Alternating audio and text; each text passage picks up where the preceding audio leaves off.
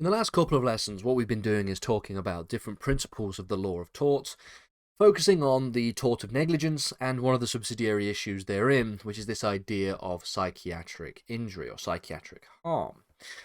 This lesson is going to talk about one of the major considerations that has to be made in relation to psychiatric harm and whether or not a claim can be valid for psychiatric injury.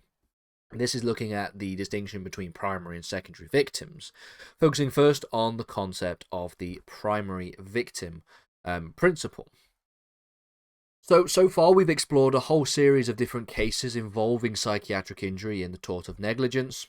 This lesson is going to talk about the test which is established to determine whether or not a successful claim exists for primary victimhood or primary victims, and then we'll look in the next lesson at the concept of secondary victimhood and the rules that are presented there.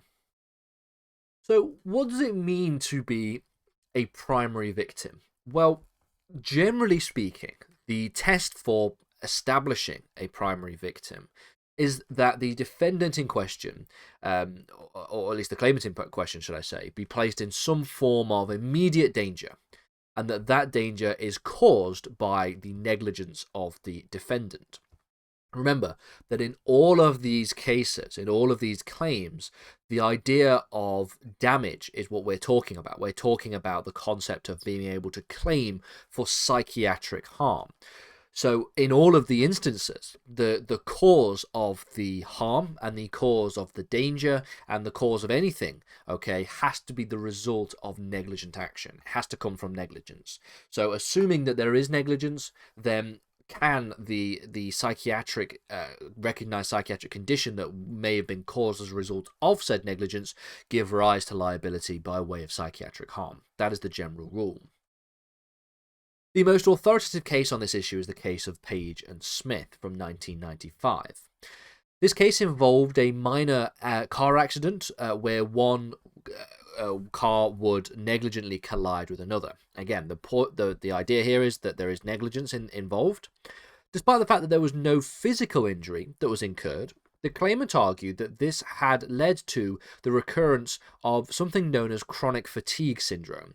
This was something that the claimant had previously suffered with, but had the symptoms of which had alleviated over time. However, following this minor car accident, which was the result of negligence, there was this idea here that the chronic fatigue syndrome had returned, or at least the symptoms of which had returned. The issue here, and the question of law, was whether or not the defendant had a duty of care towards the claimant in reference specifically to the damage suffered. So the damage suffered wasn't necessarily any physical damage, because it was a minor car accident. We're talking about the damage that is incurred by the idea of the chronic fatigue syndrome, something which the claimant had previously suffered. It was held in this case by majority in the House of Lords that the defendant did have a duty of care with regards to chronic fatigue syndrome. The basic argument that was presented was that there should not be a delineation made between physical and psychiatric injury when we are talking about reference to the law.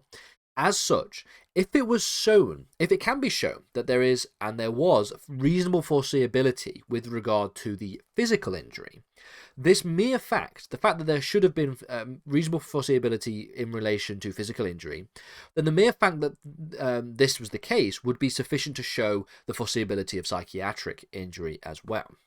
So in the case of Page and Smith, it establishes the view that there shouldn't be this delineation of rules applied when it comes to physical versus psychiatric injury. If you could come to the conclusion as a court in saying that there was reasonable foreseeability in relation to the fact that the defendant should have reasonably foreseen the damage that was caused by their negligent driving, if that was physical, then you could also make the same application to that of it being psychiatric as well.